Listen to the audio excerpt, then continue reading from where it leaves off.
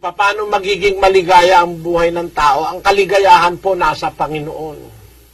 Ang kaligayahan yung nasa Panginoon ka. You are content, meron kang proteksyon, meron kang Diyos na kinikilala, yun po ang tunay na kaligayahan. 1-2 ng awit. Kundi ang kaniyang kasayahan ay nasa kautusan ng Panginoon, at sa kautusan niya, nagbubulay-bulay siya araw at gabi. At siya'y magiging parang punong kahoy na itinanim sa siping ng mga agos ng tubig, na nagbubunga sa kaniyang kapanahunan. Ang kaniyang dahon na may hindi malalanta, at anumang kaniyang gawin ay giginhawa. May ginhawa, may kaligayahan, kung nabubuhay tayo sa Panginoon.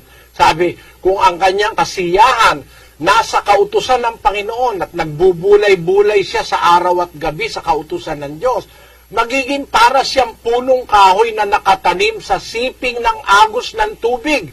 Hindi malalanta, magbubunga sa kapanahunan at ang kanyang buhay giginhawa. Yun po ang maligayang buhay. Nakita ko ang katuparan ng salita ng Diyos. Hindi po maligaya yung araw-araw lasing ka. Hindi maligaya yung araw-araw may party. Hindi totoo yung maligaya. Ang tunay na kaligayahan ay yung nabubuhay ka sa isang paraan ng pamumuhay na itinuturo ng Diyos.